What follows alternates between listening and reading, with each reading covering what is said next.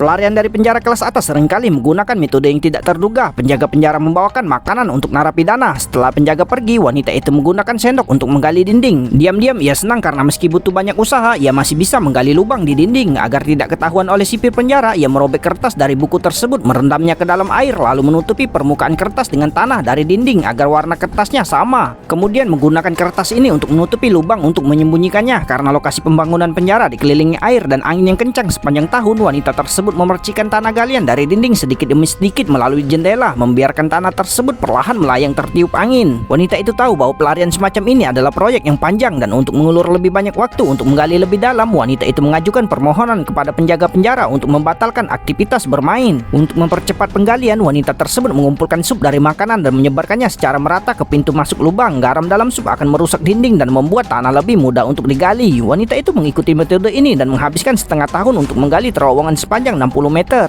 Setelah semuanya sudah siap, pada hari ini jaksa datang untuk memeriksa penjara dan wanita tersebut melihat sebuah peluang. Ia tahu bahwa untuk menyambut atasan yang datang, para penjaga penjara mengadakan pertunjukan. Jadi ia segera keluar dari sel. Karena ia tak keluar selama setengah tahun, para narapidana di taman bermain tidak mengenalinya dan tak ada yang memperhatikan gerakannya sama sekali, dan inilah yang diinginkan wanita itu. Saat ini semua orang sedang menyaksikan penampilan para narapidana wanita, namun wanita tersebut perlahan mendekati mobil petugas dan ia segera bersembunyi di bawah mobil. Pada saat ini penjaga penjara mengantarkan makanan kepada wanita tersebut tapi tidak mendapatkan tanggapan. Ketika wanita itu menghilang, penjaga langsung membunyikan alarm sehingga menyebabkan kekacauan di penjara. Demi menjamin keselamatan petugas, sipir penjara segera mengawal petugas menuju mobil dan melakukan evakuasi. Namun wanita tersebut sudah tergantung di bawah bagian mobil. Kepala penjara kembali ke selnya dan mengutuk para penjaga yang tak bisa menjaga seorang wanita. Ia sangat marah, mengambil buku di tempat tidur dan melemparkannya ke dinding. Tanpa diduga, ia baru saja memecahkan kertas yang menutupi lubang tersebut.